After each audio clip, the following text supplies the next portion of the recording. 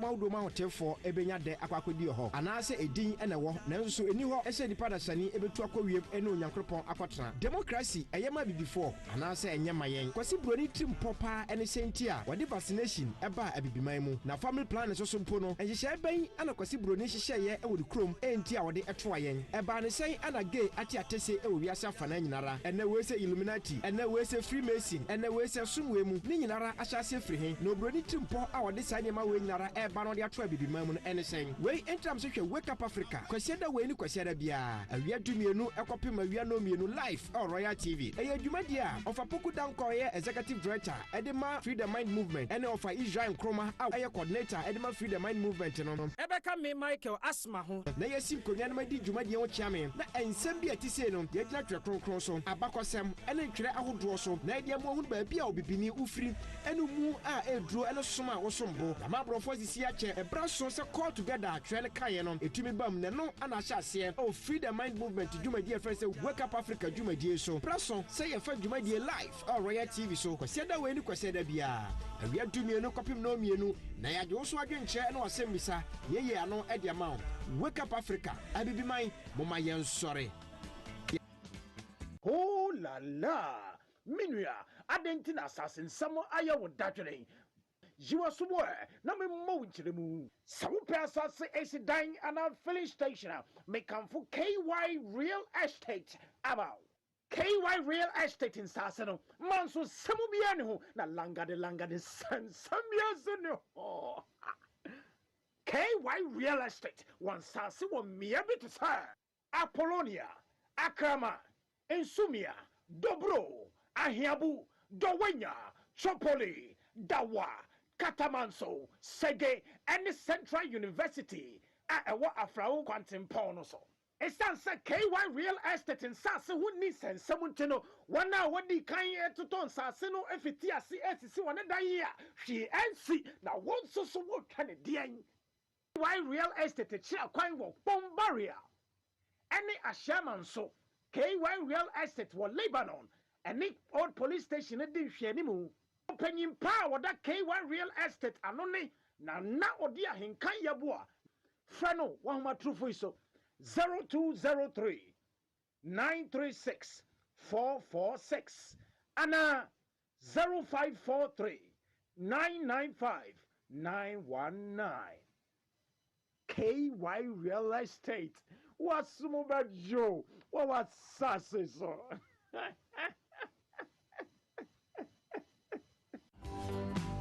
Sibronin wa matia sae Okroto wa matia sae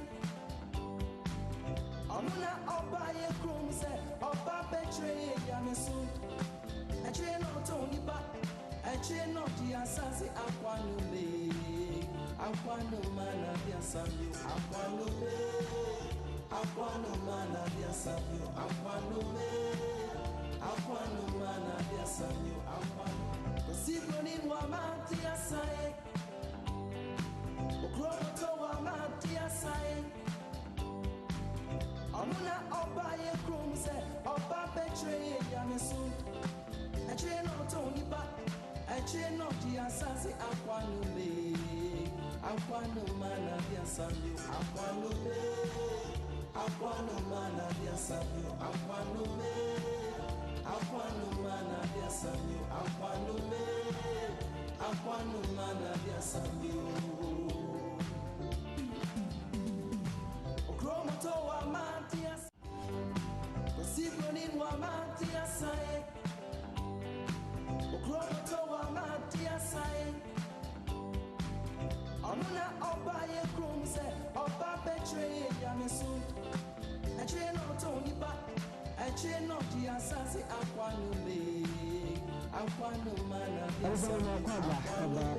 television so sene na yenim no eduko se da se ya na ebrelo edu so wake up Africa dwumedi na yina yenim no na aso se yebedi komo afa eye topic eye 7 times I discuss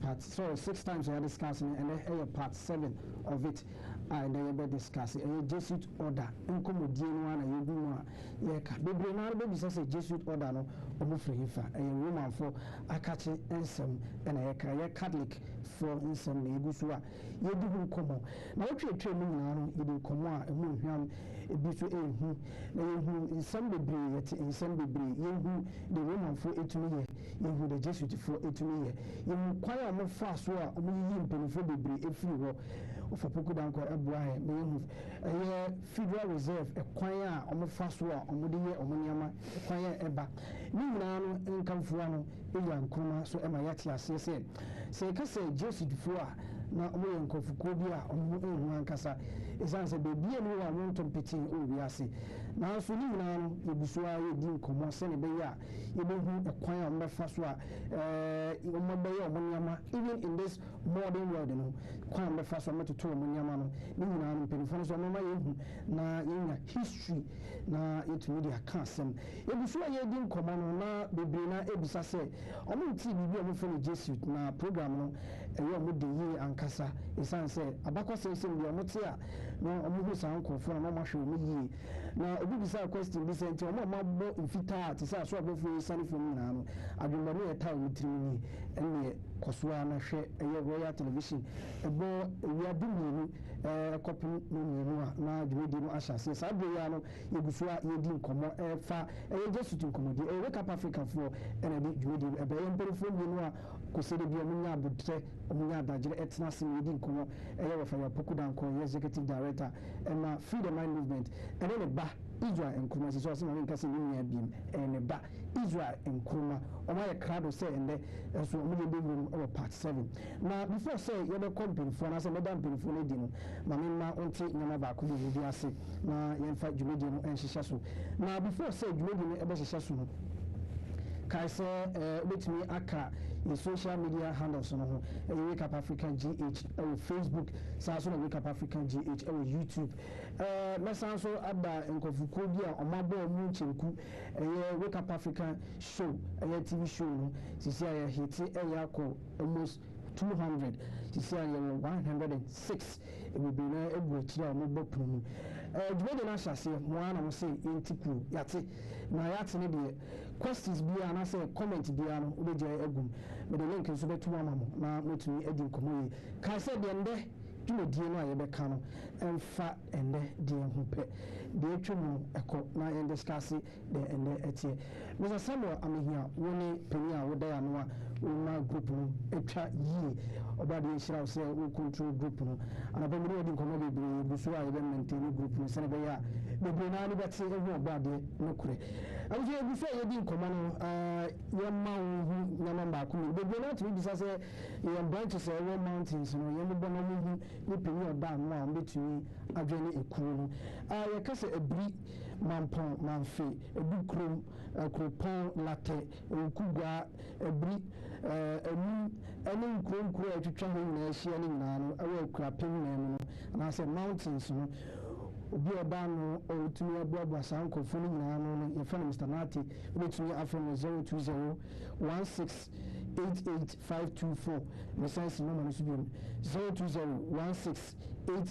02016885524 momfa nkyɛ me ɛyɛ 524 wobɛtumi afrɛ no ma no na wofrɛ a deɛ wɔwɔ biara no anaasɛ nkɔmmɔ bi a wɔwɔ biara no ɔno wobɛdi Wake Up Africa sɛna yɛ nyinaa yɛnim no ɛyɛ dwumadi a yɛbie amanfoɔ ani ɛfa de wiase sɛne wiase no ɛto kɔ no ɛne de wiase ɛyɛ amanpanimfoɔ ne nsɔrensɔre ne Bible nkyerɛmu no ɛne na mpanimfoɔ yi afa dɔ mu sɛ ɔmɔnya adagye ɔmɔbie ɛyɛ w'adwene mu na wɔahu deɛ ɛwɔ hɔ sɛdeɛ ɛyɛ sɛ wɔbie w'adwene mu sɛ ɛbi a sɛdeɛ biribi atɔkyema na mmom nneɛma a wɔni ɛnda so sɛ ɛmu na ɛsisi no mpanimfoɔ se ɛtara wɔn aho pɛɛ ɔmɛma wɔahu na wɔn ho ada ho so na yɛka no on 27th of January ɛyɛ Memorial Day 2024 Free the Mind Movement executive meeting bɛba ɛyɛ executive meeting ɛba so ɛwɔ Accra Kalkudi ɛyɛ very agent paa towards the Passover. So you know, you train about the festival, crown, so I feel train, it will be, I feel so executive in a issue, na ya drinking, Yamama Kumi, and Casa, or the better diary, with me, Abba. I am many na with me, Abba, Shannon, Como, Senator of a Pokudanqua, 8 to Israel and Kuma, 8 to na Bibia Akos, Papa, Amina, ya prepare towards this holy Passover, Eba, Eya Afimu, na Bibia Akos. Wabisha, maybe I don't know, and say, you do bra. The phone ever don't ready. Na Judy Ashasi, na Bibia Akoso, Pepe, Amina. Maybe Michael Asma, Senator of Fire, a friend Fifi, so to a friend Fifi, be a majesty. Mamma Benfonedi, na Judy, in Fashion. Eva, Marquaba, a poem. No, be a pepe, and then you look on my fire.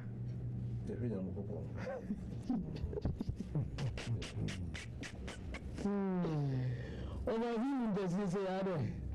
Marquaba, we don't so. It could be Ayati, from the Wake Up Africa TV show group. Na ya Haiti almost 100, ya Yako almost 200. Penibia on this idea, and very friend Samuel, I mean here. It's in my cousin, but then I see na a criticize group. After so, I must say, more preface of whenever we come to the studio. Who some Banama Propanama to more questions, no more comments. Until many other passing a criticize group, more are coming and more are still joining the group. Last week, the chair said, Federal Reserve Abakwasem. Quite fast issue to a president Bia Otrumuko America Abakwasem Suma Yehui Quaya Ubi Jesuit for fast so issue so many things employing people to do the bad things on their behalf. Yehu Alberto also the confession of the buyer say Jesuit for and a title ABBA Yehu in somewhere else we are in terms of woman for our Mati Jesuit, or Mosa Yamu Diboni. Empo video back over Chebu, na a man for who be a president and mobility equal. Then, the question will be said up to now to be equal into me and finding Bible and prosecute you. You are born to a Canadiana. That be a Canadian. That's what we are born to. But Bakuna also tea your born to your baby. Yes, I was up to now to me. I mean, probably issue no who will be some person matching and as a mountain.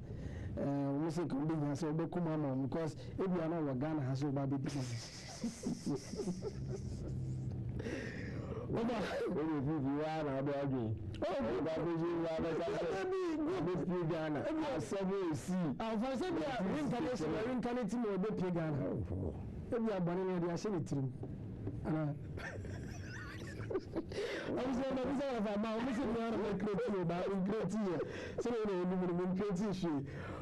I'm saying, I will try to read Commodity, and she says part 7 of the whole Jesuit order and Commodino. Can be a Federal Reserve, Koya, more fast, more debuy, the room, see a corny, the entire, more forces, a Mondiano, in your central banks, now, and I say, Omonji, Sanya Mano, and I would be women more deep to know. Other than I want my pictures, me who would be and Yama is equal, and to major platform number. Now you didn't come out before then, you saw a platform, more shout out to my son. Also, your friends and Mr. Samuel, I'm here. I'm here, that's it. And I drink a sea out there about the type program, and when you create a cool Fifi can't want them. You also, you do a cry, you do Bobuano. Bobuama Edimu. It was a decision in our use. Now we are from so in India, now be. And this year in India, the animal betche, no matter crowd or said Muslim Lucia. Your home, okay, in theatre, that's any agreeing out the Bible. Okay. People, my own chair, I have food, okay. Now, if you can say, now you moon, okay. You call balance. nyina akɔkɔhwɛ asɛm to John Fitzgerald Kennedy na yɛte ne nkyɛn a yɛabɔ ne tuo na awerɛhosɛm deɛ ɔtoo tuo no nso akyie no na obi nso bɛbɔɔ ne tuo na deɛ wɔwu a mɛka ha ne sɛ ɛwiwie mu bebree kɔ asɛm no bɛyɛ ankɔsi baabiaa ɛtifo asɛm ano nti no na deɛ ɛwɔ mu ɛno no ɛnɛ yɛba bɛwie on a note to say kuro bi a wɔyɛ central bank no ɛwɔ sɛ wote aseɛ sɛ wopromote deɛ ɛfrɛ no debt money system sɛnea America ɔmo kae no na sɛ wobɛkae a last week yɛka biribi sɛ the chairman of the Federal Reserve Bank, only the second most powerful person in America. And yet American vice president, Federal Reserve chairman. Anyway, she share where directed the financial policy of America and where payment system most Americans use in the cake. And they try to around in trim SSI so na yeka and say cooperating with foreign central banks so they make you promote international financial stability. It is a promote central banks what we are seeing never promote international financial stability there. And they are not Korea Central Bank also we are no. They are to America for no. Which will be two. Okay. Promote debt money system. They can't debt money system no. I had to say Federal Reserve for obey 2 years on the interest American government. Now American government here additional funds we are not more directly Treasury Department, $121 billion. There, my 120 we are Mukojia. No, American government can say interest on the face value. We are over the ink, any paper, the interest come now. Okay, American and your sumo canabals. And the Bia, a cano, oh, sooner ever. Okay. If you as we speak now, we and some pet and Central Bank. Okay. North Korea. And Cuba. And there's a third one. But video Rebecca. And it's they don't operate a central bank. Now we are back to foreign policy. At their train, I'm Yanji, near their tomb. Until Nkwa can you know the Bank of Ghana within a dazzle as a 2 million territory. Bank of Nigeria within a dazzle 2 million territory. Because they are away at the end of the day, the only control Federal Reserve no, they control the benefits. We don't need the dazzle cake. Send your cool friends. What's your central bank? Our central bank are really Myanmar here wedding. If you say Federal Reserve no contribute indebtedness to them. So they be a young film now to home film. They can worship. Let's have first picture. I was the first picture never for Eddie Maye na Yashe Michael Jonah, March, April 1989. Americans' debt money problem. Enemy, your first picture, now on your cousin. How do you mean America's greatest problem is debt money system. The corrupt Federal Reserve Corporation. The government will own nothing. The people will own nothing. The bankers will own everything. There's a bank in Nigeria. One minute, benefit Federal Reserve monetary policy. Until after World War 2 almost ready the establishment of central banks. We are central bank. We become currency, local currency. Currency a franc, a treasury, American dollar. American dollar is in a baby beyond treasury, say that beyond treasury, then a kind of treasury. We don't just say we operate system now, we will have profits. Until you are anti-ASEAN. Every first video, the central bank has been for the central bank in Comedian and Gusua, the air of our wedding camera and first picture of the today shows.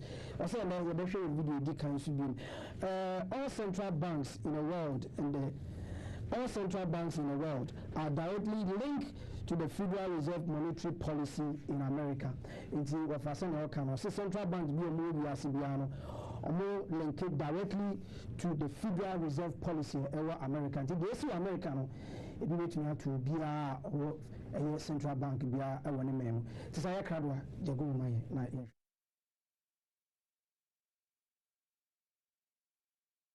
Number 1. The central banking model from the Bank of England and the United States has now been put in all countries and even consolidated power in parts of Europe as the European Central Bank, or ECB. This unites separate countries under one economic policy. The only places in the world that don't have central banks are North Korea, Iran, and Cuba. In 2000, this list suspiciously included Afghanistan, Iraq, and Libya. And number 2.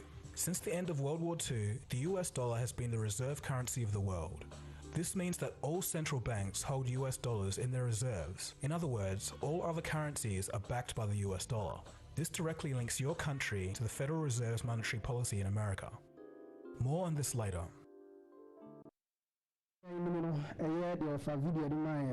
Central banks in the world linked directly to the Federal Reserve monetary policy in America. Me kasam funi ene yakohwe ne shortly yasan ba back no the most no wafa ebechiri mu na yate ase nti eno say we are seeing now operate debt money system no enu nti ene o men bia wa asase so no edika no nti no bia deka e wa asase so ama say amaya man na you drown in the ocean of indebtedness ko bia ni asase so a even when central banks, so I'm going to toto. I have a pay allies, baby. Omna Kosher Bemusa.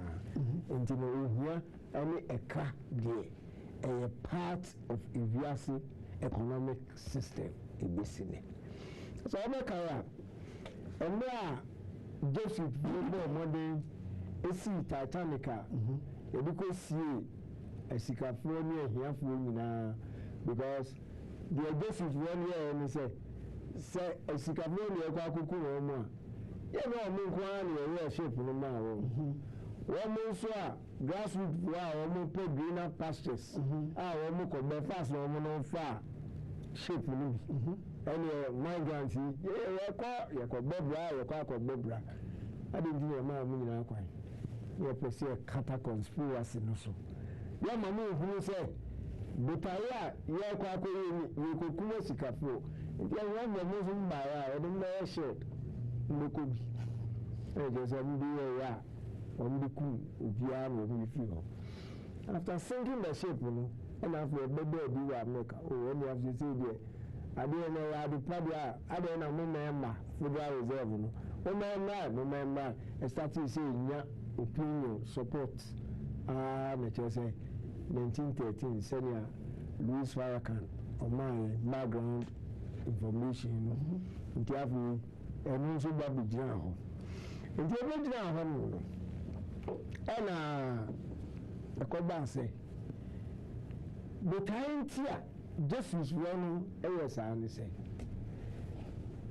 Sir, Federal Reserve Ama, and the First World War, ain't me. Federal Reserve Ama, Second World War, ain't me.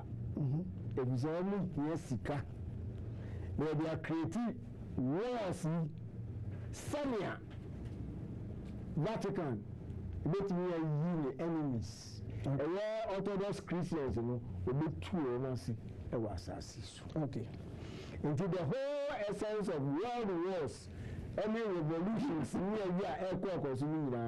this is in the church. As long as we live, Orthodox Christians in the Buddha was so. I see two mercy. I see a shoe. The Quambia so I bet me you will create situation and answer scenario. Ama and Topaba na casualties bebano and any butaya eda Jesuit voting. Ntiamunju so ko na akwohwe Jesuit wo otu no a otu no mo tekino ebi mi ha se no personal opinion no feel say enipakum ye dabi if you personal opinion nkonya Jesuit wo otu no na vu nya ho ntiti na ameka ndi otu no ti shouting eya kwa na so okuna kunu. That is what the oath is telling you. Indeed, in Peku, any idea, Jesuits, a young a mobile, into me. So now I'm going to directly. We know who to contact or who to carry out the opposite, a course of years. Indeed, one more ashishe, and to come now, into me, in my enemies. Into a coin be also enemies must die. Into no one more opposition, one more various stages in government. And they want to be quiet and talk about the when I'm be so, we are cooking to Kobe. Now, I come down send the Abba. The scenario First World War, Second World War, no more better, I say. And so, large scale massacre. Of Orthodox Christians. Bansana, young share the second video. Extra will say, Jesuit oath, we will take care of personal opinion, and I say, with personal will, I will be able to dictate amount. There will be, when I swear, oath, no say, in the Pekum and I will be Kuma. Second video.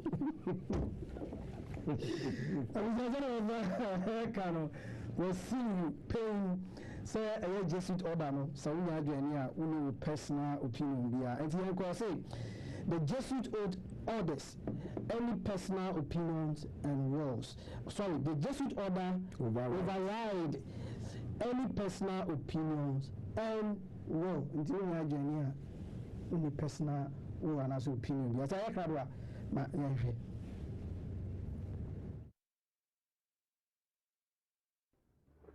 All of this sounds incredible. It becomes less so when one examines the oath of the Jesuits. We have to understand that these men have died to their own self-will. It's something a Christian should do. That's the way we should be. We have no life anymore.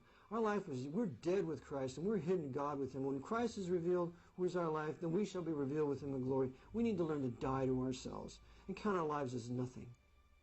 That our only purpose is to do the will of our Master. And when He's finished with us, then let us die. The Jesuits have done this, but they do it for the devil. And so they have completely been emptied of their own personalities, and upon the order of their commander will do exactly what they're told. There's no such thing as a disobedient Jesuit. They're all under orders. They've been trained for 15 years. They're soldiers. They're more of a Marine Corps than the Marines. The Marines were fashioned after the Jesuit order. You break the man down in boot camp, you rob him of his personality, you shave his head, you put all the same clothes on him, they're all treated the same, they're treated like dirt, we're going to rob you of your will so that we can mold you into what we want you. That's all Jesuit.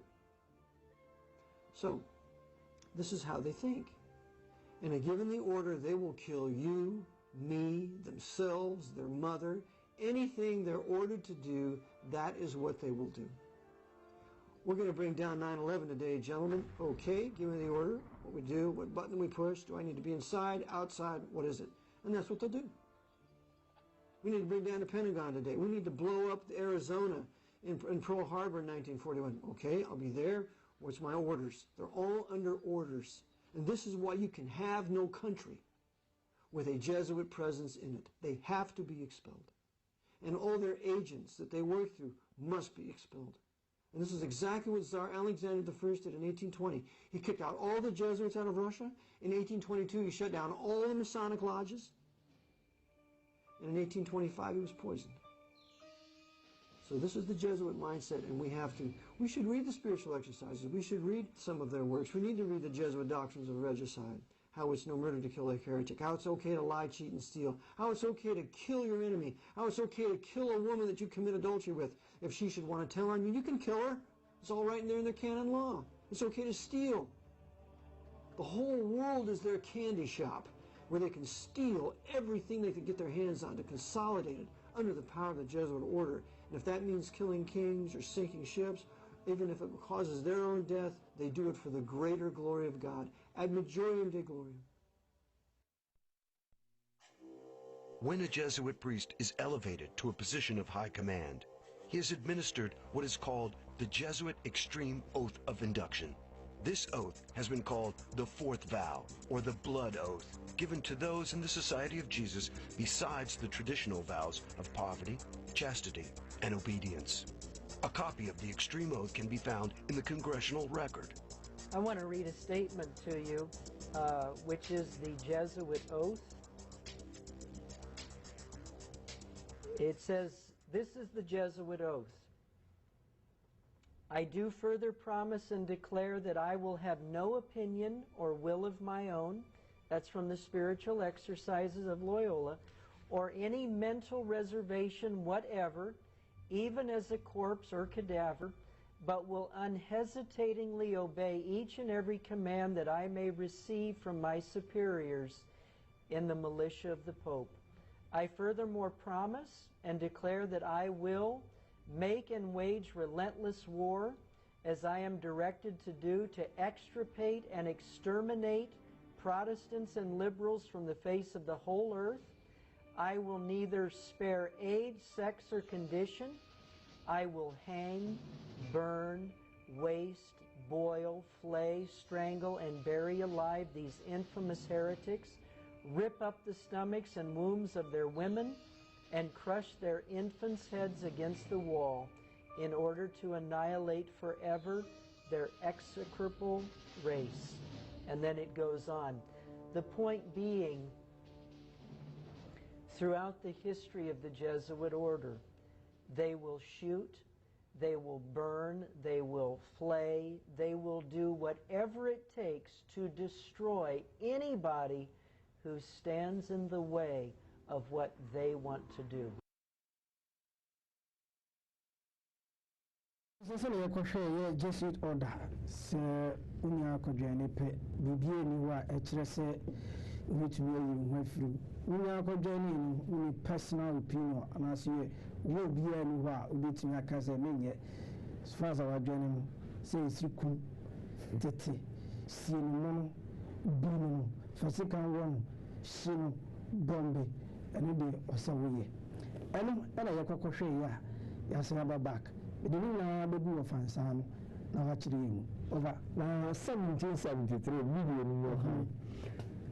Pope by your friend Clement the 14th. When by the Mundi Kuya and can say, why abolish it? Jesuit order no. You have to assassinate to cry. No, Pope, no, Pope. Pope over 1773 no banning Jesuits into them call underground and when say they seek revenge. And the revenge, you know, one way say Pope you know about the G 2 years and you know, or the crowd of foul is a crowd. 1774 and one poison. Clement the 14th, yeah, one poison. As you know, using the Kui, as you know, to say, no slow death sick. Okay. And then what he almost turning against Ahimfo, any other European leaders, no mere Catholics, no more. So I'm not punish you, Omoko Knights of Malta kusisa omusika enema de omu yebi na nipa omu yusu no eni Napoleon eni tsembe kaya omu di Napoleon ko Vatican eni okotu Pius the 6th obe Catholic for 1260 year reign ebe ya almost nya kwa 1929 Lateran Treaty in the cake ho e do all you see Napoleon Bonaparte and on the one French Revolution to hit at all the Catholic monarchies. Some was your chinaso, some bani na dia I home say when you see Napoleon when you start to baby see here why be say be found it only man the pension o me to any scabi a chie no say ko fa ni ba o store mu and o ko fa ni san ba bi and o ko use no di ko the battle of Waterloo e ho ko lose here and then o mu say na o ni so mfa so bi e che da ni ba ko lose here and when they go to Ireland bi so and o mu poison also Napoleon also say poison so this is here no poison there e dey na o kan ho say me dey na o meet me accomplishing ye man nyina first one dey say American the apparent no Austria Hungarian throne so ohini bi ne ba a ne friend Archduke Francis Ferdinand one ne ye Sarajevo street so and we go meet you. So this is in a small use and a minute. Then link here. But it's only a buy and Emma Emma Jesuit a Vatican. So the percent you pussy now. What Serbians we are so. One more Croatian, so we Orthodox Christians. If you find a way, you can attack one, now you 2 months no monko. And then they started the First World War. The assassination of Archduke Francis Ferdinand and the Kofa Sanya Manema Wina a buy. If you're not one of our Orthodox Christians in there, upon the I say it me you and me feel. Na what you say, the 2 months every year. When go here pictures, they toss you enemy and son. And then atrocities will be. No, I mean, you buy it.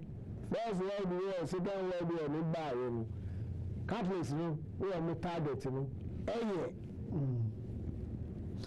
some of Freudians, or more Catholic Croatia. Any Russia, or many the Honor no manufacture, any Pecum, and a year order. Which are just atrocity of Roman Catholic Ostashi soldiers and Roman Catholic priests. Was my entry. Now, Ostashi soldiers, Roman subway, or blessing, Yoko, so we are. We are being a castle, we are finding so that I dash. You could just say, that's which I all left, you know. Starship, word, I almost can't say the annuity, when you know, only cry woman. Okay, I almost Christmas on their faces. Anna, which I all right, and also, Roman Catholic priest, and almost Anna Franco. Oh, speak. On the other side, as of Tabiaka and Cocoon. Atrocity, Roman for years. Third picture here Franciscan monk left as a priest in cassock and rides in Ostashi uniform. I'm also want to say, oh, Nipa Bakuno. Picture never left it. The Yama Oshana Sofutabi, Oshana Sofutabi, and over the millions soon. No question, right? Or I shouldn't see that idea. Now, when you display. But so happens, say, come to a little more. I hope, which I know was here. near the concentration camp. Jesuit concentration camp distinguished itself because of the number of young inmates sent there. In 1942, the camp held over 24,000 Orthodox youngsters. Among them, 12,000 were murdered in cold blood. And the one the destruction there. Now, one father, qua. And you know, one way I say, Osra hungry, when people mochi, now I'm taking revenge on the Serbians. If you want target Serbian Orthodox Christians, man, and in Germany, Abem, France, Bebem, other European countries, you Bebem, the First World War. What much is young the buy? The sounds of the Enna, a buy. First World War, and I want to call a Sika, a Federal Reserve, one more will touch you, over 2 Sika for the Bolshevik Revolution, 1917. Also Orthodox Christians, you know, and call young woman say, and I guess you see actually, and a moko, and a remember, and it is a deal a buy. Sounds like the Hitler. He was created by the Jesuits. Now, one criterion says, Second World War, but the First World War also. But the more murders, now you say one a bit me. In the one the training Hitler, they are quite a bit you wait me in your war, no casualties, you know. Etimia bem bebree nti min say mi nti no afi mi videos no na be kasa third video yo wafa your third video na see the Jesuit preacher called Adolf Hitler and only me in third video e be hwe Jesuit for me create bibi na saa bi na mo create no na friend Adolf Hitler ti sa ye krado a ma ye hwe.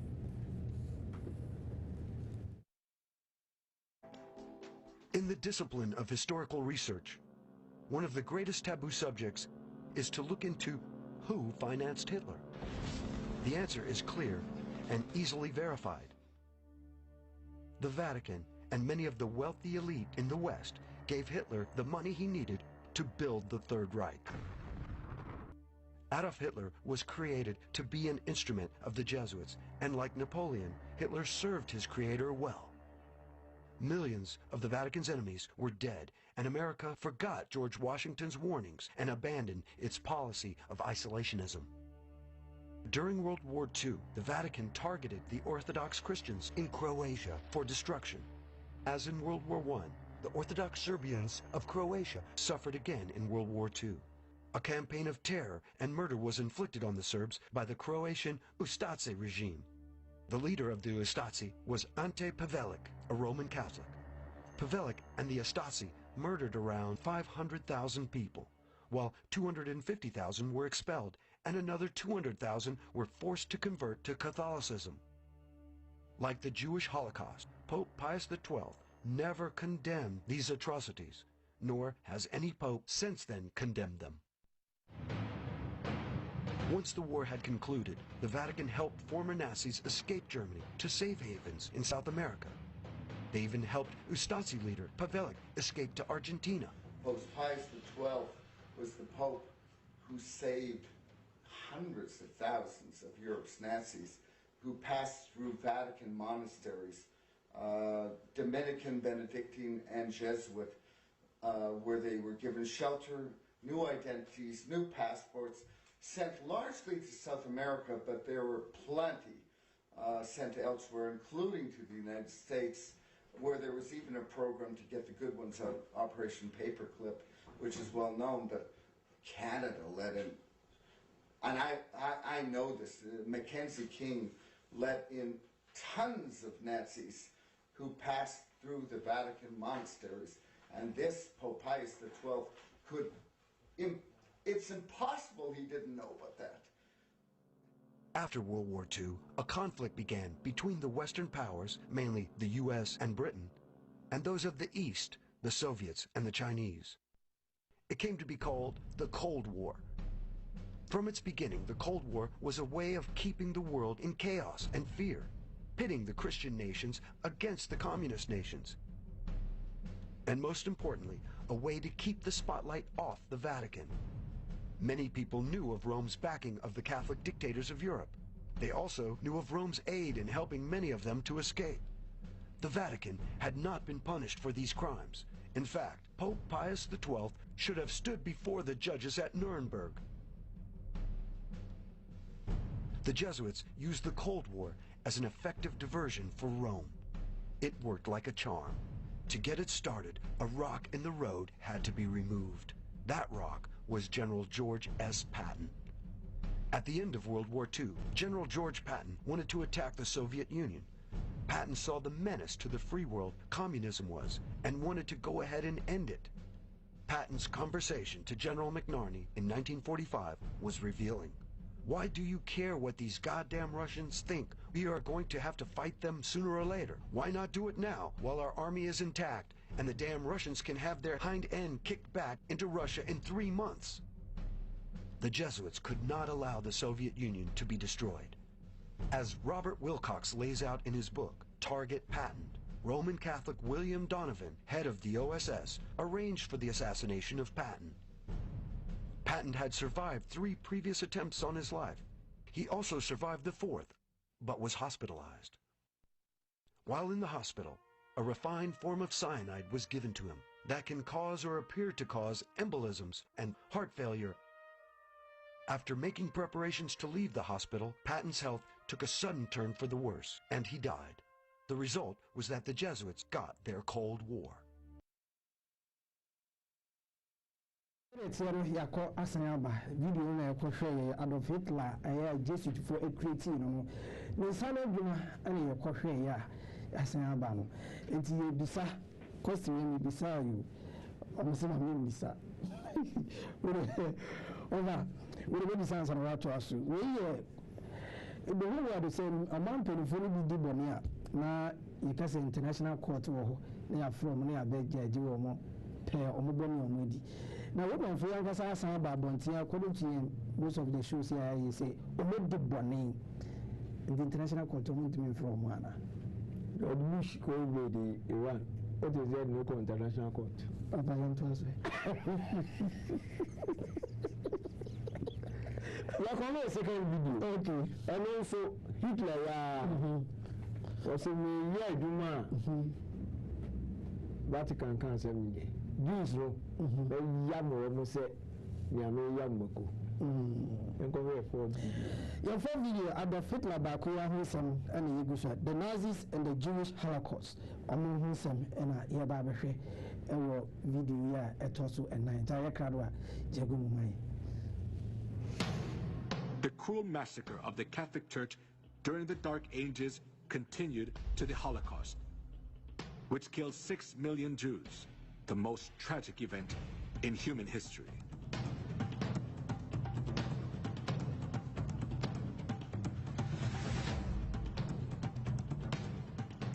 From 1933 to 1945, 6 million Jews, including 1.5 million children, were slaughtered in 15 European countries, such as Poland, Russia, Austria, Czechoslovakia, Hungary, France, Belgium, Luxembourg, Italy, Netherlands, Norway, Romania, Yugoslavia, and Greece.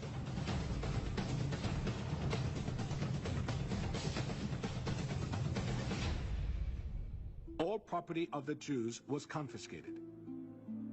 Women were dragged naked in public. They suffered from starvation, infectious diseases, confinement, and public execution. The Jews who survived faced a miserable death in gas chambers in concentration camps built by the Nazis.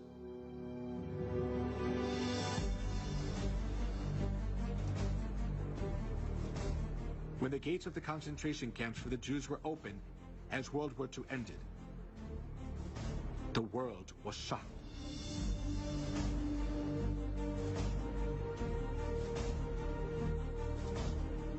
In the concentration camps, There were dead bodies of the Jews that were not buried yet, piled up like a mountain.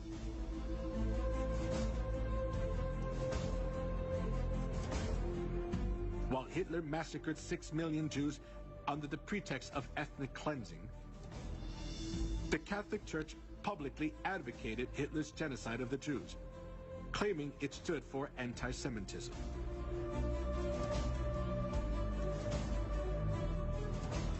When the Nazis' genocide of the Jews reached its peak, Weissmendel, a Jewish rabbi, sent a letter to the Vatican to ask for help. He begged the Pope to save the innocent Jews, especially young children. 1.5 million out of 6 million Jews who were slaughtered were children. His plea was a desperate outcry.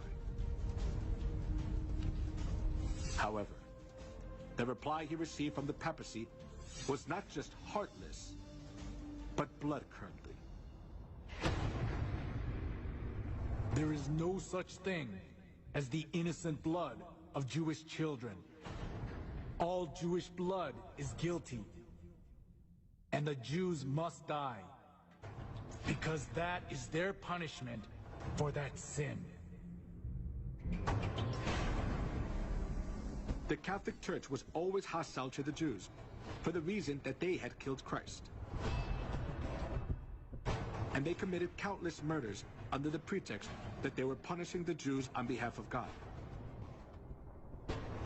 This kind of attitude of the Catholic Church greatly affected Hitler, who was Catholic. Dann wird das Ergebnis nicht die Bolschewisierung der Erde und damit der Sieg des Judentums sein, sondern die Vernichtung der jüdischen Rasse in Europa.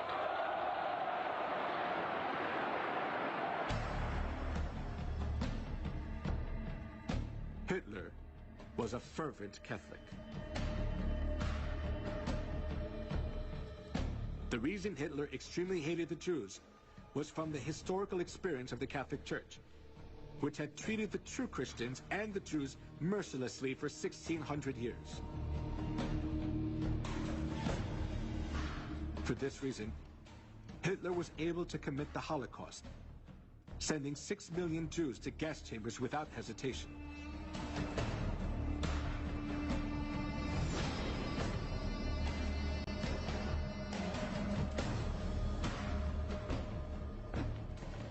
Before the massacre of the Jews began, the Catholic cardinals officiated in Mass for blessing the German Nazi guards. And the Catholic Church publicly advertised Hitler's genocide of the Jews.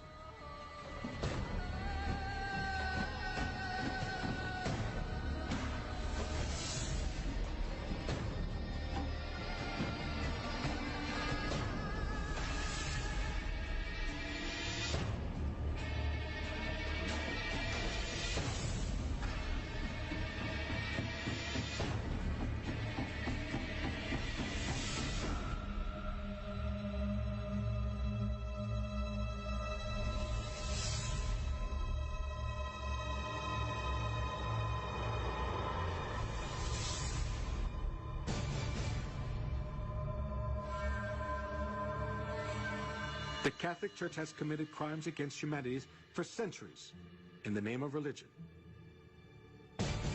They committed the crime of killing 50 million Christians and the Holocaust of killing 6 million Jews. Ina sise wenyabre na yitumi ahwe Adolf Hitler, the Nazis, and then the Jewish Holocaust. Adia omaye. In fact, video no showing I'm saying black and white. Na yedin titine na black and white. The managing sa. O hwe ni padodo a Roman etumi contract Adolf Hitler Nazis. Omutumi put that harmful work pa ni padodo mo kunu the statement no kra Bible ntini say yes I Jewish one blood no be anke say blood kronkron na mo boni o mo dino ntino se so mo kunu so ampa no enipa mo kunu mo na ye bo mo naked mo na ma bontin so we didn't to say Roman Catholic and our bedroom now fees of the book tia media and as you so being any video of fire and then the other two in my yashe it is a say naso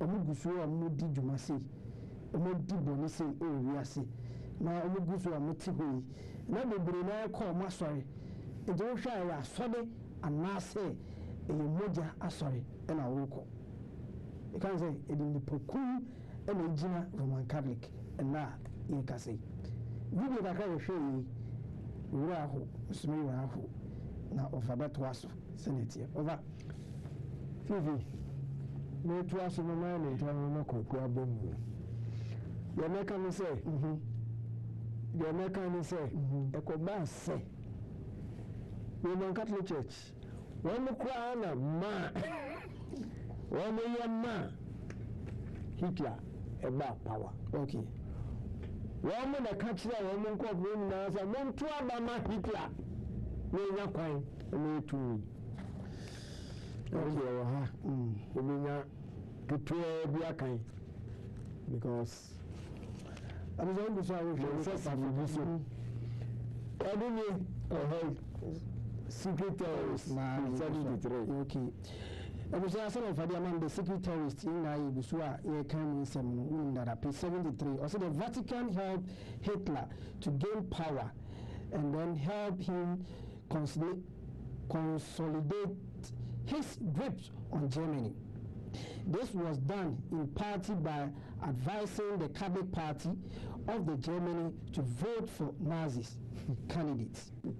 The Catholic vote gave Hitler the majority he needed to legally form a government in 1933. Further to this, the Vatican ordered Catholic membership of the Reichstag Parliament to support the legislation giving Hitler the power to rule by decree. This measure gave Hitler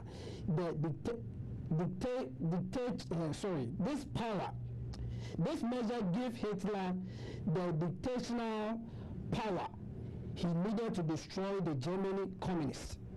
The whole Vatican, Hitler, again, had been a seller of Germany in January 1933. In June of the same year, Hitler and the Vatican signed a concordat under the terms of which the church sworn allegiance to the Nazis regime. In the fourth picture, we now can concordat. So the fourth picture, Nazi signed a concordat with the Vatican in 1933. And the Hitler, no Roman Catholic Church, the Vatican, the power, because all the town at Abamano, and more the winning. The Koba said, well, show support agreement in more air signing. Samuel Secretary of State, when a Secretary of State, Vatican Secretary of State, you know, when actually obey Papal the 12th. We and there, was a Hitler, cool Hitler, everywhere. Oh, one can be hey, it is the opportunity. Now, your next video, and our Bible. Now, I'm not touching support to Sicania, your money laundering. Vatican Bank. Money laundering. Gold that is really now, you have a blue bank, and on Bama, small boy, one more Mukunkum, water after the war in Vatican, a boy, Emma, Biblia, Ghana, Argentina, any other faraway places. One false travel documents. Any American kind of Vatican. We class and no, we really now. Emma, Aqua, Uyabakundi, Adam Eichmann, with the Bonipa, any Ghana, Argentina, Now, Israeli intelligence network, Mossad, when the Asutu woman who called Akotra Argentina, who Akotra, so assistant in doing and or tip the so and go wait tracking no, by another question, go there 1 year. And the Dako, only here ready to get him. And then the dear no one said they did be born. Ọkọ àwọn ọgbà bí ìgbẹ́bí àwọn ọkọ àmì òbí gbòòrò dé iceland ìka ànẹ́ni yàtọ̀ wà búrọ̀ wọ́n mú à ẹgbẹ́ ìdí ìdí ọdẹ jésù wọ́n mú àná wọ́n ní tel aviv ẹ̀yìn ọ̀nà ọ̀sùn mú mi kúrò àyẹ̀ hẹ̀ náà wọ́n mọ̀ ẹ̀dùn náà rí ẹni dẹ̀ nǹkan fídíò ọ̀hún ẹni dẹ̀ náà kú sí ẹ̀yà sẹ́mi èsì tiẹ̀ èmi ní ìjà ní kọ́. Nti no Vatican support any nekeka ho a wọ́n máa yá ama nazifo wọ́n mú kẹ̀kẹ́ na akyire na wọ́n hu sẹ́ Germany lùsù wọ́n wàá na ẹ̀yà wọ́n yẹ bọ̀kọ̀ yìí obi adi inflation náà wọ́n mú sátì yẹ financial dealings a wọ́n yẹ náà wọ́n yẹ wọ́n mú transfer sẹ́ni America ní Britain ní allied forces no obi ẹ̀ fún ẹ̀kyire sẹ́. Hana na your position. I'm starting saying we play the role of neutral people. Don't go your fifth video. Okay, your fifth video, and as a video talks with the Vatican Bank and money laundry. And then your fifth video, yeah, Saya Kadwa, Jagun Mai.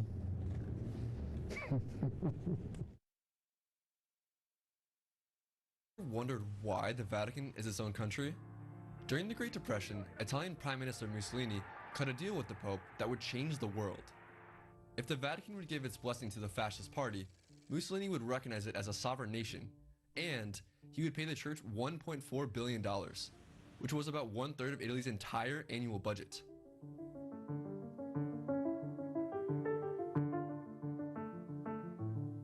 The Vatican used the money to invest heavily in German and Italian companies, and they achieved impressive returns. But in 1941, countless German and Polish priests informed the Pope about the gruesome details of the Holocaust. Now, the Pope had real power because 1 in 3 Germans were Catholic. So, if he spoke out, he could potentially convince the Germans to stop the atrocities.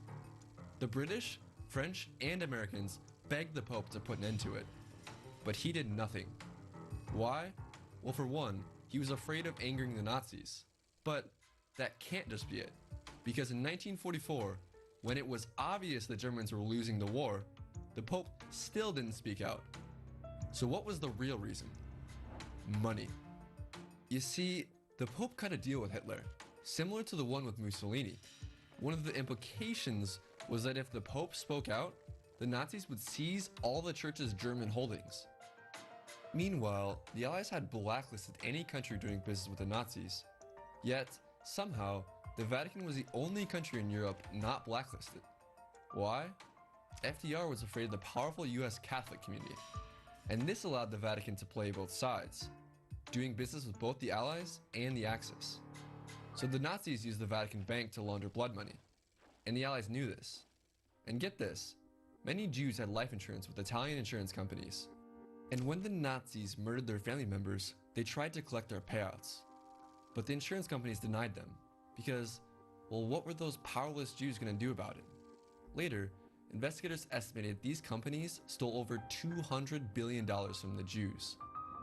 It was one of the biggest thefts of all time, the equivalent of stealing about half of all the silver in the world. And guess who profited? The Vatican, who was a major stakeholder in many of the life insurance companies. It gets worse. After the war, former Nazis took their stolen wealth, including gold bars taken from concentration camps, and hid it in the Vatican, with the help of the Vatican. Yes, the Vatican purposely helped the Nazis smuggle their stolen gold out of Europe. And the Allies knew this too, but they were too afraid of the church to do anything. In one particularly horrific example, US intelligence reported that Croatian church officials used the Vatican to launder $530 million that they stole from Jews murdered in the Holocaust. They literally drove 10 truckloads of gold from Switzerland to the Vatican, and then sent it to Argentina and Brazil. And the church didn't just smuggle out Nazi blood money, they smuggled out actual Nazis. They arranged fake passports for SS officials, and not just low-level foot soldiers, but high-level officials like the commandant of a concentration camp that gassed over 1 million Jews. Money laundry video number. I don't know get me actually na di me send no pen. Whatever. Ntisanya na ekano. Sikasembem. Ubekawa. Omo sane Lateran Treaty no. Benito Mussolini tua sikabi. Ema Roman Catholic Vatican. Sabe Africa na creative Vatican. And they invest in Sikano in Germany and other European parts. And I call you say, I've been warning by them. Now, one business interest no. A billion insurance, now German Jews will be away. Until after Holocaust, no kunkum, almost safe no more documents. Eco insurance companies no say, almost Piska. Almost no previous one for no, and that yes, almost magiska. Nti eshokoe eno na kan say benefit no echo Vatican because one no own sa insurance no okay nti we sika akwakodi omo eni nipa ya show sounds analysis ni we are good bus the share Vatican bank ma Vatican to me why and was smuggled sa sika ni out of Italy at the call wherever they wanted to go and so Vatican Korea Korea forged travel documents. Emma Nazis will be a moment to acquire a Korea and wherever they wanted to. A business there. Woman, the young cousin and American out of Eichmann, Wakotna, Argentina, was his son again. There also intelligence network, Mossad, Israel, tracking Argentina, Echo. Do the cheap yes. Back on board, one indeed. Almost European who tried it. Yeah, no, it's a sound. It decided my way or me way. If you have one video, the same helper. Vatican.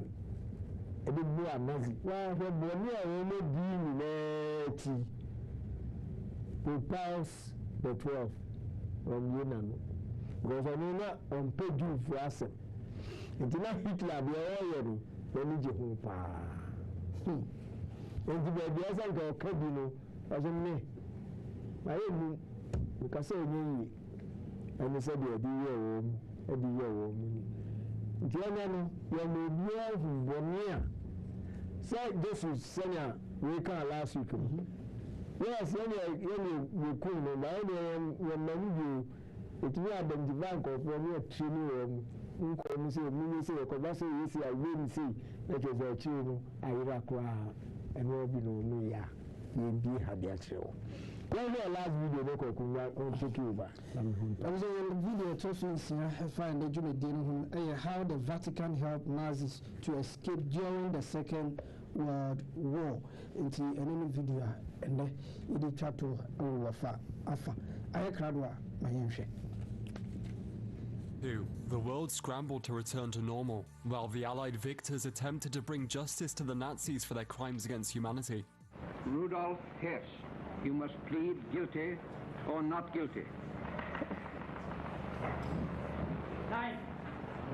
While some were captured, imprisoned, and executed, many managed to flee Germany and live their lives away from the grasp of the Allies. And new evidence shows that some surprising groups helped the Nazis and their collaborators escape to a life of freedom, either by mistake or by design. Some of this aid was unwitting. Over 8,000 Nazis were able to travel to Britain and Canada because they had mistakenly been approved travel documents from the Red Cross. The organization both admitted to and apologized for this, blaming overworked administrators. That said, the number of accidental approvals on the part of the Red Cross seems to be much higher than previously admitted. Although Britain and Canada took around 8,000 Nazis in 1947, most made their way to Spain and the Americas. In particular, many sought refuge in Argentina, which ironically took in a significant number of Jewish refugees as well. Not every Nazi that reached freedom was an accident though. In particular, the Vatican had a hand in sending thousands of Adolf Hitler's henchmen to a peaceful post-war life by giving them false identities in a purported scheme to return Christianity to the peak of its powers. While the Vatican had an interest in preserving former Nazis within Europe, the Pope himself had his reasons for keeping Adolf Hitler's followers alive and well. Pope Pius XII was staunchly anti-Semitic and anti-communist, and as one of his first acts as Supreme Pontiff, he rehabilitated a French far-right fascist group condemned by his predecessor. The length of his involvement in the Nazi migration is not fully known, but his support for the Nazis who aided anti-communist governments in South America suggests he likely would have approved of the Vatican's methods. In addition, the Red Cross was overwhelmed with refugees at the time and asked the Vatican to help deal with the thousands of travel papers that had piled onto their desks. The result was the spread of Nazis across Europe, North America, and South America, sometimes along with escaping Jews. Though the organization has since condemned its own inaction, at the time it deemed itself too busy with other refugees to fully deal with the situation. Meanwhile, a Nazi sympathizer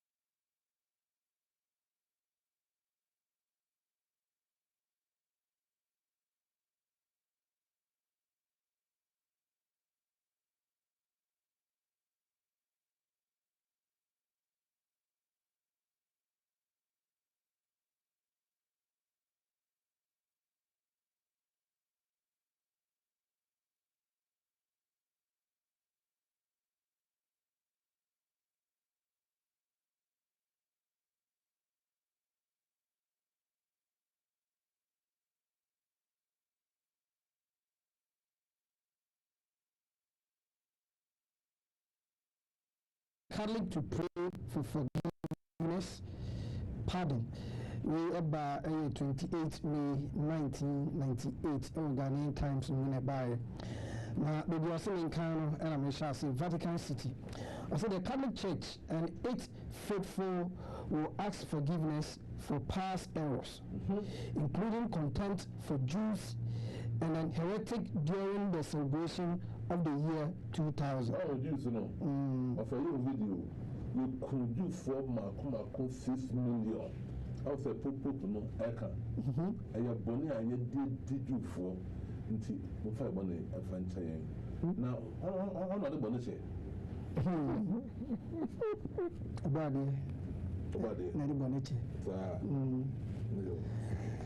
Vatican officials said on Tuesday, said in recent years the Pope has called on the church hierarchy and the ordinary Catholics to seek forgiveness for past wrongs. In a major document last March, the Vatican apologized for Catholics who failed to do enough to help Jews against Nazis' persecution during the Holocaust. About Ghanaian Times, 1998. People like I say no. I said, Bonnie, they did you for you could dumb, Bonnie. No fire, one of a train. I want to trust it. I say, Jews against Nazis' persecution during the Holocaust and acknowledgement centuries of Catholic preaching of their contempt against Jews. In various documents and speeches, the Pope has said the Church needed to assume its responsibility for the Inquisition, which was marked by the forced conversion of Jews and then the torture and killings of heretics. The Pope has said that while many have been mitigating his historical factors for the behavior of some Catholics, this did not prevent the Church from expressing deep regret for the wrongs of its members in some period of its history. Flazy. Intino, Bonnie, I cano, upon Babonting, about Patch of say, well, I have one. If you are seeing a money and chomo. The question is, Oma job on Nidiana. Big question. Okay, the same aperture, we know 1998. This is so. We also saw a patch of back here. We see a Ghanaian Times Monday, March 13th, 2000, and a Biden. I say, foreign news. Forgive Catholics. Forgive Catholics. Past Pope John Paul, please. Forgive. For check out look for the Yaya Bonnet, the Shimo Jago, the Tibonnet, and Timofa a one and chain, the Tibonnet. No song. The Nipaya show. Pierre, the much in the Passa, not Carl Council in a nice moja, not Tennessee, you know. Oh, Europe. It's okay, I saw no Europe in the free, but and then no, the opening number is and you popular Europe, Africa, and Southern America, and I budgeting. Since the woman would do a mono, not telling. I'm not telling. Into upon a patch of say, my bonnet. Okay, I see. Later during the Mass held on the Catholic Church Day of Forgiveness for the 2000 Holy Year, the Pope and his top aides were due to ask for forgiveness for specific sin against Jews, women, other Christians, and ethnic group. The Pope has said often that Catholics should see the start of the millennium as the ideal opportunity to seek forgiveness for past sins, including those of the Church as a community. He has called this a necessary purification of memory in order for the church to move forward. The Pope also said Christians were ready to forgive others for the abuse they suffer over the centuries. It was the first time in the history of the Catholic Church that one of its leaders has sought such a sweeping forgiveness for its past sins. Patrick. You also will see. So you don't go as small. A baby in a training. To go small. A baby in a training. In fact, with John the car say, as small do we are son, or the moja and the tire. Obi antamasi. Okay. And then I can kind of. Yeah. I saw a solibia, a kingdom. No kind of man frontier, a kingdom, and a church, a kingdom. I want to know, be all solid. I will bless that kingdom arsenal, the man of pine. Put your book rabbi, about tea could be a fellow Opus Dei. Opus. Yes. A woman about a woman said, so what's sorry? That's all the Catholic or Mudakoda, they have to kill you. They have to kill you. Okay. Because a kingdom, I say, since yes, no time, 2000 years ago, no. I don't know, I think the last kingdom I could be a son. Really short time. Yes. But I don't know, who could take control up to date. And you know, someone said about how old they are, or maybe for one more. Apart from what seeking for forgiveness, no, sounds like a group there from Opus Dei. Oh, yes. Opus Dei. Now they say forgiveness and they say a fake. And they can tell you, say, of a guarantee. I want to hear really. Yeah. One more in church, Minim Ghana had here. We are from Minim Ghana had here. Maybe I saw no one, a people, or more in church, you know. Last night, the kind graphic a paper. And I went off one of the car said, because Sister Churcha, Sister Churcha, I wrong. Yeah, last week. Good. And to be a Protestant. Then a Protestant. The church here, Abrabio or Hemi. Let us say, Protestant are, and it will be only Catholic for any Jew back home. As will be a Protestant will be only Catholic. Awesome. We are children. We are enemy against the church. It is a beer. It is a beer. I saw it to say, it be a Jew for. Only a Protestant. Hebrew for. Only a hardly Protestant. In for. Only a Protestant. 7-day Adventist Church, Protestant. Christian Council, Pentecostal Council, Protestant. Right? And to be a woman for Elcon and Canano, we are enemy. And I must say, am I a law? I will say. So, no, be a cassette. Sister Church. Now, Okasana, what's your woman? Last week. Good. I'm not just saying you can Africa. I say, I had I am much more emphatic. Was my code no.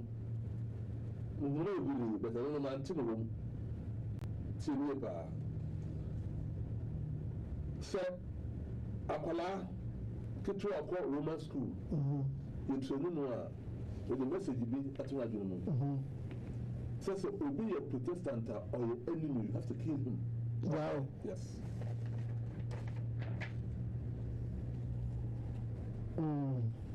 Okay.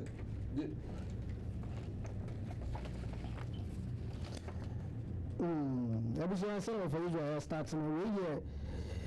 Estimate of the number killed by the papacy in the Middle Age and later. And I have a kind of some maybe page 15 and I'm making. Also, but to even bring things closer home. An acquaintance told. I am 19. Okay. I am going for but who are women? I could see non-Roman, also Roman. It's in Commodium of her. And about what I said 10 years, Mossi Kunipano, I don't know. The only woman, no, all Protestant, no, that's a woman said, send them a soft from the Kunipano. And our rule, and look how. So look what I say. Oh, look how. Now, so yes, I know. Now, the award. It's not say young Palana go school. The chair say, so be a Romania, so a prunia or your enemy. And to Kunua without a word. Yes. And you go school, no, the training, and you know, I'm sure you so, women, we are Protestant, and you cool grandpa without a word. I was on a twasso. I said, but to even bring things closer home, an acquaintance told me of a recent conversation between a Protestant relative of hers and a Roman Catholic. The Catholic said, I would like to see the blood of the Protestants flow down the streets of this city. The Protestant was rightly surprised and said, how can you say that? We are friends, and you know that I am a Protestant. The Catholic responded, yes, I know, but the greater the sacrifice, the greater the reward. Since they teach Catholic from childhood on that to kill a Protestant is to do God a service. I didn't know I'm not born with the Bruno, a Corsano. I was Islam. Say, oh, Islam, make a Ghana hole, become Arabia. Good. A good Bible said, in your material 2 animal. Say, Arabian, Arabian, a black. That's a who Barbara, about Prafa, of an Sanka. I said, I haram. Na sana school no, edi achache womo. Enti no wo kuta kwa no, buku na haram no, na wo kenkan. Good. Enti say, I don't want more. Na say won ti ase a, bi a wo be chele nie. O se say asoro no, enye ha. Enye ifire. O de dey atwa la komobi. Na shoboni o modi e wiase. Ene all my people don't pour or patch out. And I put me in Comano. But I catch up, I say, you can blame you, of school noir, send a catch your rule. So to be a Protestant or your enemy. Last one, okay.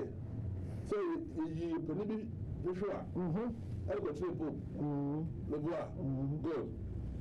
When you know a Protestant, or him, see, I said, one more, the kind of be saying, they say infallibility.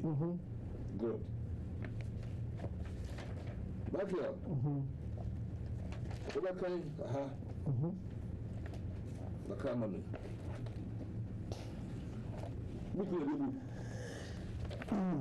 We are the vicars of Christ, the dark side of the papacy.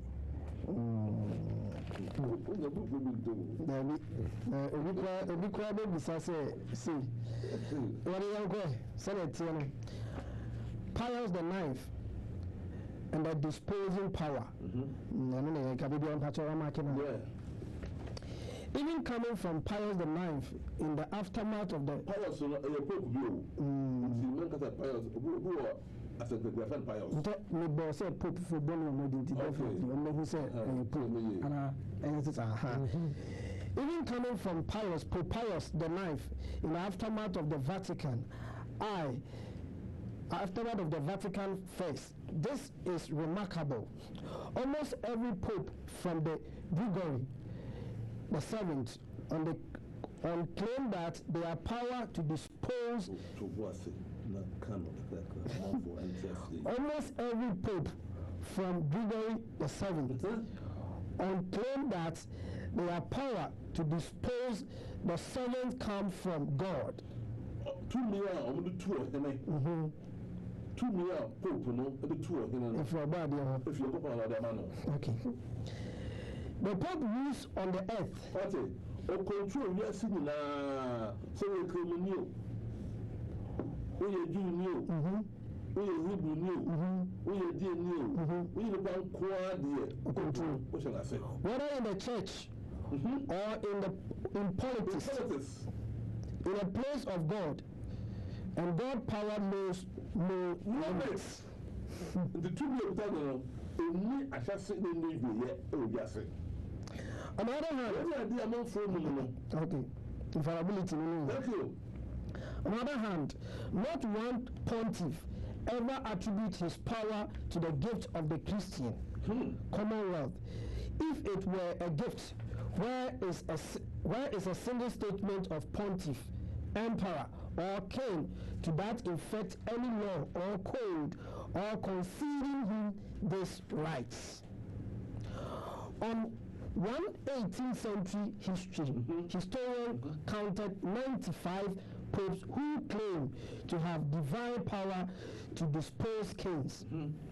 All their arguments were based badly, it must be admitted, on scripture. Whatsoever thou shalt bind on earth, said Christ. This, the Pope said, was unqualified. Christ gave popes the key to heaven and earth. Offer Kabaka. You see, when I'm back, that's no more. I'm going to do one more. So, who are purgatory? These are all the mama promise to heaven. Somewhere heaven of a better one side of I think this is a fraud you know far. This is a fraud you know, but the woman could buy, that could be a baby a corner more. I don't know far, a bit of Solomon, and yet I said heaven tea. I did a lot of 4 days civil in Yassi, I don't know. And when I did a much more to a day really Yassi, we heaven tea. So for you, Sita, so for you, we have been tea. So for Edward, we have been tea, heaven our home. That's another topic. When I did what you see here, Pope no quick key out of heaven. I'm going to say, I was the Bible say, but we're heaven now. I say, Christ, all heaven now. So I want heaven now. Heaven no hot. Heaven a new hot. So we go through the city, and the room with the office as now. When I don't see, when a piece of you see it, and it's funny, mission is from Africa. We are seeing so could you have a good? When we are on the watching through the other by and we are saying, I don't tell you the key. Popular with the key, not in Canada. It is a popular one for having a blue. In Britain, the can say, a book of Papa Bonnet, I say, when you look at them, I try to pull them. Not better to feel that I'm so good to listen. Can't tell me. Shut up from. I sound so geometric. If you are going to so, what's up with us? You are fool. I'm going to go. That's what I'm doing. I said, Pope, no, with the key, you know. What's the way?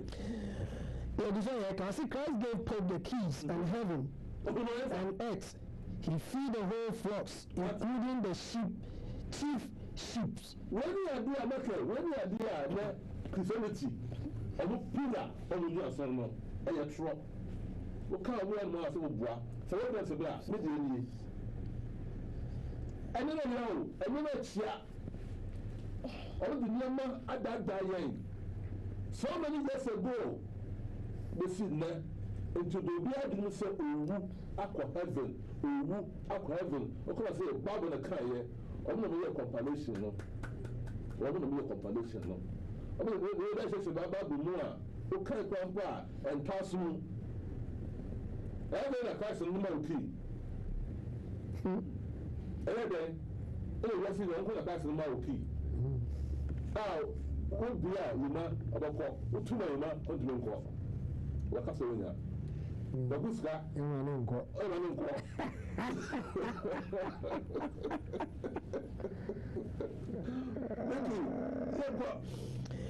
When Gregory the seventh disposed Henry the fifth, sorry, Henry the fourth.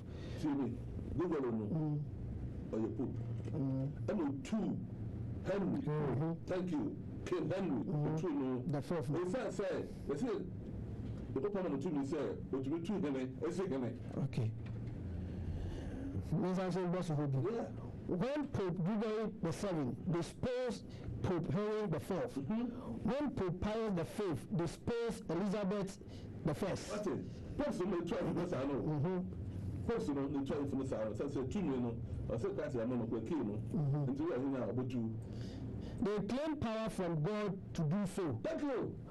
When Bellarmine attempted to limit slightly the Pope's disposing power, Sixtus V, Pope Sixtus V, moved to put him on the index. And until we are here now.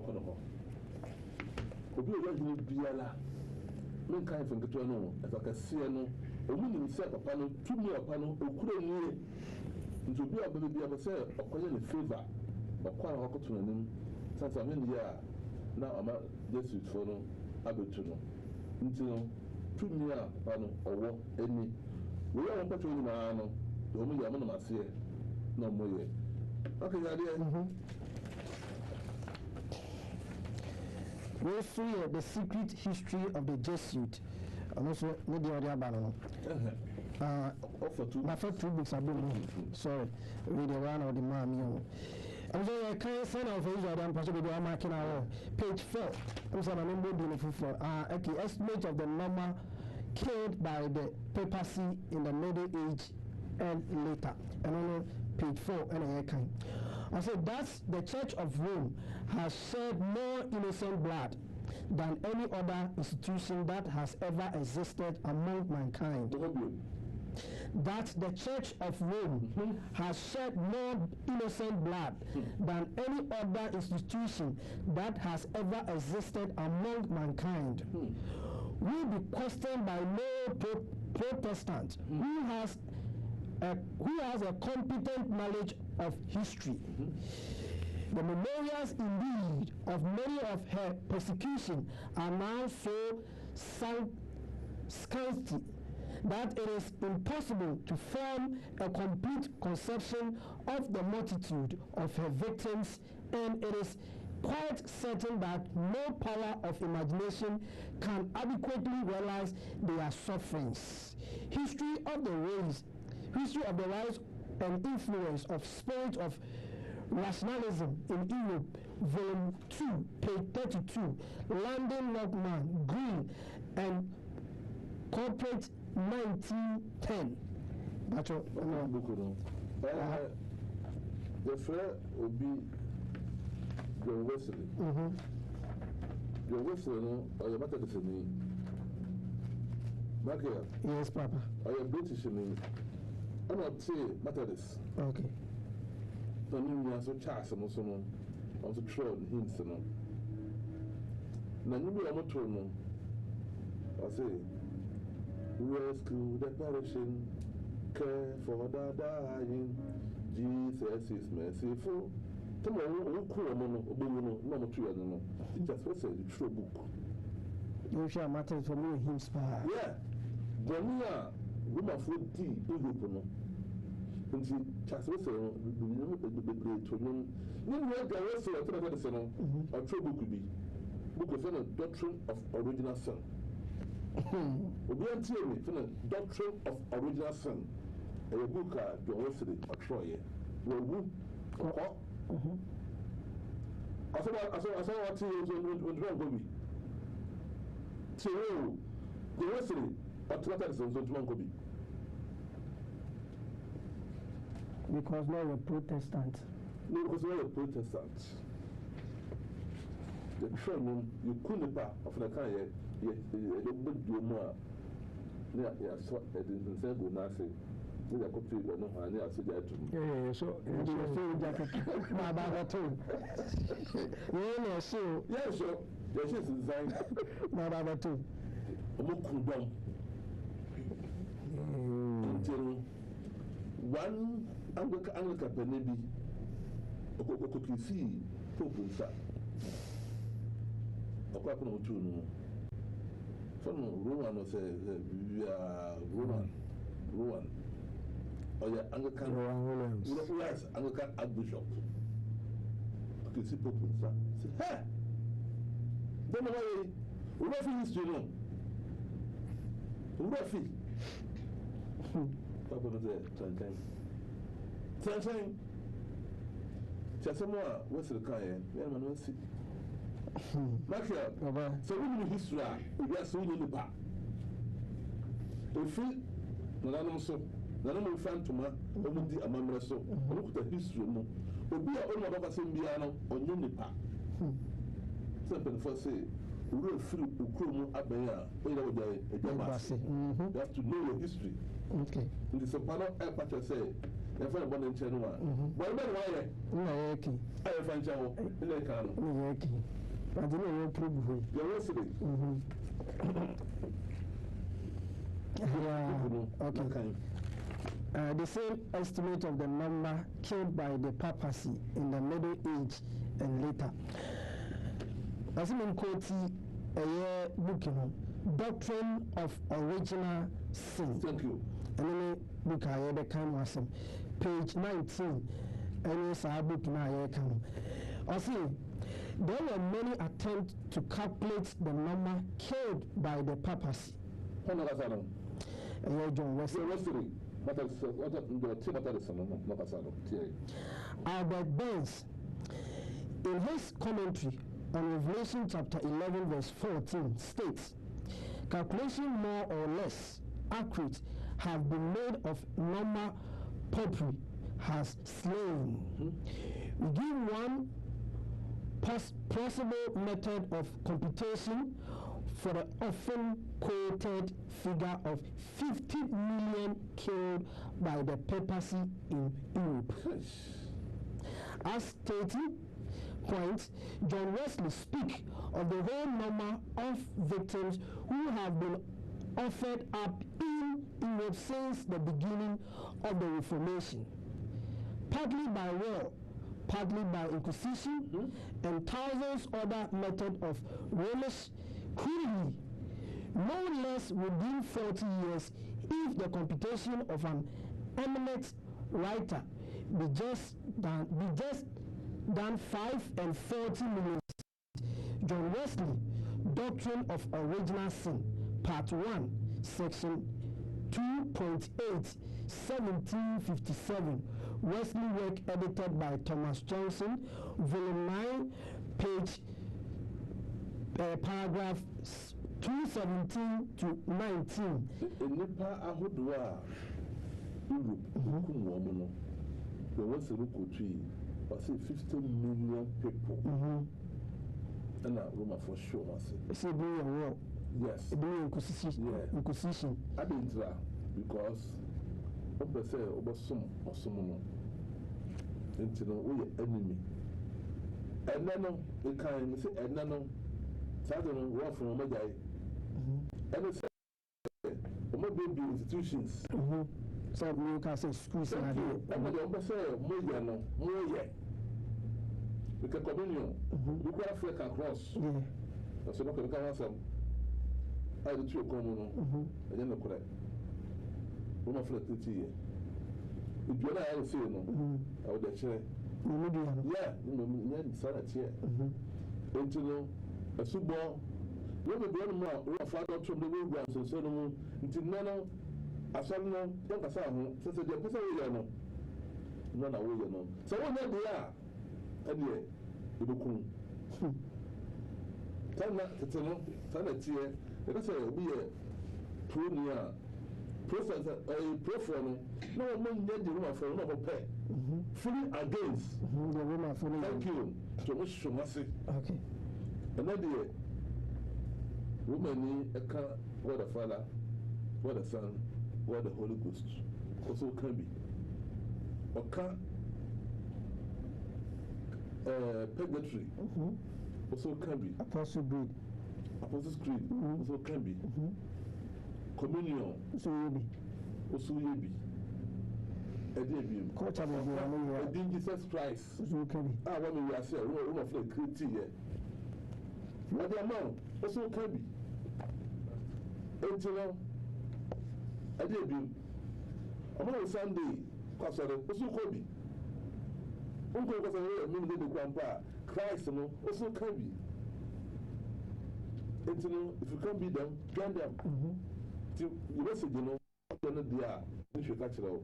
So, I show no, you have a carbon, a communicable gathering. It's not an animal. Until Makia, Sana, and then echo. Until Baya, Bonia, program plus your patron, and they are my one year, put your book and say, a patron. One of the kind I approach the kind say, oh my bonnet, she was for my day, and so on. Okay. Until would you want to know? A million, let's see the better. I was in Israel, Cano, or the Nanu, some Abba, and me. Being some Bibrano, Saka, some Bibri, Sunny City. We started a kind of messages on our message, my prompt, I can break it to maybe. As you have a kind of crap. Maybe I know so, a bit I want to know our phrasing. We Michi Edu, also a kind of YouTube. Hi, Mike. Good morning. I am watching you live inside. So, I'm also the audio about where King Mozia, or say, Mintidio Canoe, the other band, the Ayama Kakra. Where John Akins, please check the sound for us, please. I'm the sound in the area. Innocent Samuel, also the other man, also salon to you all. Where young bees, also say, please check the sound. Yeah, that's it. We say, please, good evening. I'm watching you live from Hong Kong. I'm enjoying the program. Amelita Wanderson, thank you very much for doing that thing. I'm saying some call other pages now. You could read messages no amount now. Which when we say good afternoon, RTV. I am Mr. Cade from I have forgot. So I'm so impressed with this program. Wake Up Africa. My first time watching this program. Let's all help to awaken Africa. Mental slavery is more dangerous than malaria. Also need the other buyer. We say, Mike, kindly add me, you Mati. Also, we also need the other buyer. I say, please kindly tell Mr. Nkrumah that I have lost his contact. I'm saying, a friend for facing batch will be a friend with the Wake Up Africa. Hello? Hello? Hello, but I'm telling you, Wake Up Africa will be a friend with the. I'm saying, yeah, Carol. We see your friends have lost your contact. Former English teacher at every day, be a meeting, or fire, and for Israel, whom you mean now. I thought should be, and said, many you will fire Israel, the nation, unique. FM side of the CBI, but you saw more canny and the crew, the send the bay and nipa. Every one only the year did. I saw Neddy or Muti. Then Pacho, he said, who is no more Christianity, a free Israel. He said, no church and on me, when you said Christianity, and yet Israel for some. If Europe, it's your car, because of a peace with near no 1 year or body, Ashini and our body, necessary for no one can be. We say, one near in a Roman, it is share no more. A form of Christianity, the Damasibe or the Bia Futua Mudemaya. Yes, she from what Beshian, you might be free, Yadamati. I said, I say, good day, Mr. Nkrumah and Co. Though today's lesson isn't about a reincarnation, kindly tell me about the position of your movement and the subject. Do you believe in reincarnation? But you make us say, and that the Ma in fact, South Question and Baha. I'm saying, call up for Friday, but you will never feel the share Wake Up Africa, Judy. But Mama, I will go for me. Aha. And you, Papa. Meeting the coffee trim. Free soon. Okay, Papa, Yanko. A Basubona, dear Bomo. Mama Unity from Wabanso. Nampacho, a last a history book and Jesuit to neighbor. Nami and Capedi Copa, as I am when I mentioned a book meeting. I think as a book when I'm person a mistake on corporate. Okay. That's it. I did be bad boss and I will come to you. I know a friend in Colombia on ready. I was it has to be. I was able before your kind messages to be our half. Celebaya or Behin How Kakrano. I say, please, my name is Opoku from Kuru Afam Place, South. Please, this is very wonderful. Also the other Byron. I'm so call for Basso, but you'll be after the Wake Up Africa, Judy. Good afternoon. Good afternoon. Okay, Papa, I'm going. My bomb was so near my family. And penny upon a dear for history. You don't want it, you're saying, now, your mechanic said, woman carry Christianity, what we know. Revelation Daniel, or Kawasan Daniel, or Chile Supaya, the evening and Revelation, so they describe or no, in two kinds. Revelation chapter 17 verse 18. Or see a hymn a year rumor, a year papa, pagan, a blessing of you. Now, the first one of Dano, and demonstrating acts of wickedness, murder, who could live for 6 million Jews, and idea to come. In the second time, you know, you multiply, now young Cassie imagine the power of the blessing of home. I feel survival, let's say, or a blasphemer. Okay, Revelation chapter 13 verse 6 here. Or say, or no, or better say to your through and coupon, no better house through coupon, acron food. In this any we know the one that you saw yourself, then you fed in a chair. I'm say, I say, yes, yeah, that's it. I was also that's it, dear Waka.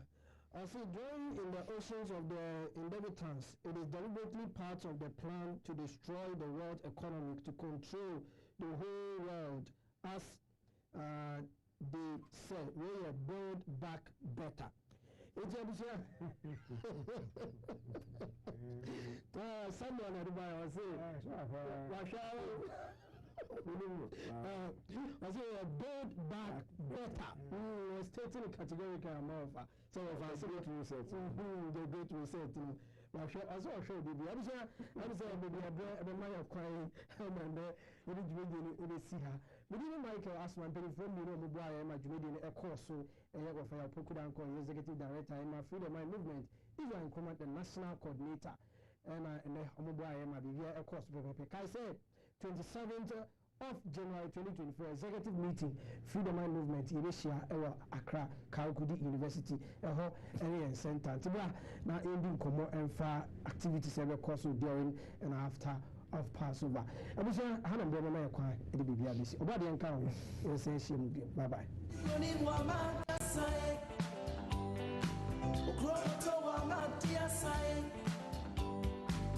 Amuna obaye krumse oba betray yamesu eche no to nipa eche no di asase akwanu